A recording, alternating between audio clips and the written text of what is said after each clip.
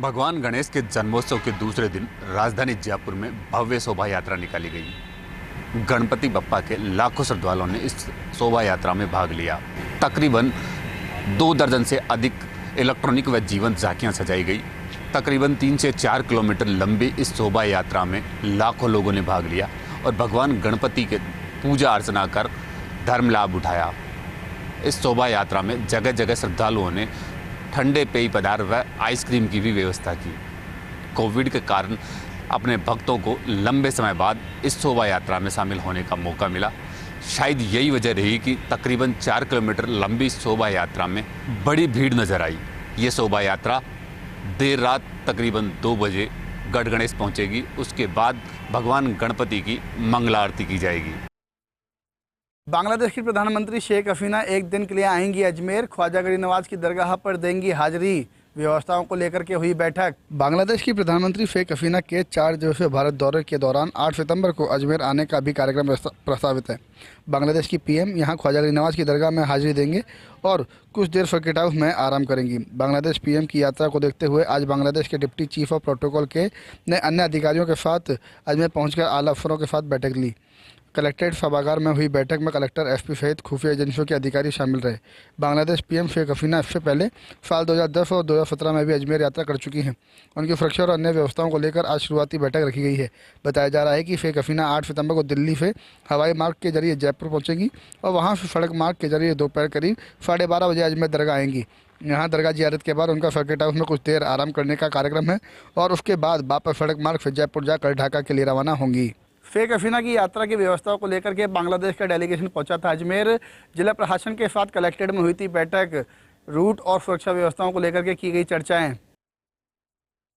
अब 2 नगर निगमों वाले शहर हो चुके कोटा को आखिरकार महीनों के बाद सुनने को मिली वो बहुप्रतीक्षित बड़ी खबर, जिसकी लंबे समय से प्रतीक्षा हो रही थी। विदेश मंत्री शांति धारीवाल ने गृहनगर कोटा के अपने प्रवास के दौरान किया ऐलान। कोटा उत्तर नगर निगम के लिए नए भवन का होगा निर्माण। इसके लिए धारीवाल ने अधिकारियों के साथ बैठक करके डिटेल प्रोजेक्ट रिपोर्ट तैयार करने के भी निर्देश जारी कर दिए हैं और कोटा उत्तर निगम के लिए नया भवन बनने की जगह होगी जीएमए प्लाजा के पास हाल में अतिक्रमण मुक्त कराई गई जमीन का हिस्सा। इसके साथ ये भी तय हो गया है कि जहां फिलहाल कोटा नगर निगम चल रहा है वो भवन दक्षिण नगर निगम के पास रहने वाला है। इसके साथ ही अपने कोटा प्रवास के दौरान धारीवाल ने अनंत चतुर्दशी के धार्मिक महापर्व को लेकर तैयारियों का भी रिव्यू किया। उन्होंने अधिकारियों को इस बात के लिए सख्ती से निर्देश दिए हैं कि 8 सितंबर तक हर हाल में जिस मार्ग से अनंत चतुर्दशी का जुलूस निकलना है पूरा जुलूस मार्ग ठीक हो जाना चाहिए और अगर कहीं सड़क पर गड्ढे हैं तो वो दुरुस्त हो जाने चाहिए। धारीवाल ने इसके साथ एक और बड़ा ऐलान किया है। उन्होंने कहा कि जुलूस में शामिल अखाड़े जो कि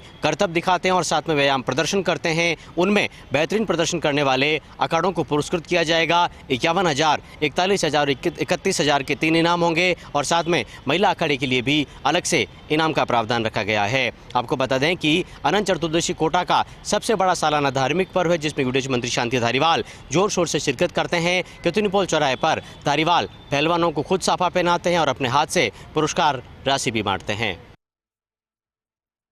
राजस्थान के राज्यपाल कलराज मिश्र कल से 2 दिन के पश्चिमी राजस्थान के दौरे पर रहेंगे। राज्यपाल कलराज मिश्र कल जयपुर से रवाना होकर सुबह जोधपुर पहुंचेंगे और जोधपुर पहुंचने के बाद एयरपोर्ट से सीधे सरदार पटेल पुलिस विश्वविद्यालय जाएंगे, जहां पर जोधपुर संभाग के जितने भी यूनिवर्सिटी हैं वहां के कुलपतियों के साथ में चर्चा करेंगे। शैक्षिक व्यवस्था के अलावा जो नवाचार किए जाने हैं या संसाधनों की कमी है उसकी समीक्षा करने के साथ में आवश्यक दिशा निर्देश भी देंगे। सरदार पटेल यूनिवर्सिटी के अंदर तमाम व्यवस्थाओं को, तैयारियों को वहां के जो कुलपति हैं डॉक्टर आलोक त्रिपाठी, उन्होंने अंतिम रूप दे दिया है। वो इसी कोशिश में जुटे हुए हैं कि जो निर्धारित कार्यक्रम हो वो सुचारू रूप से पूरा हो सके।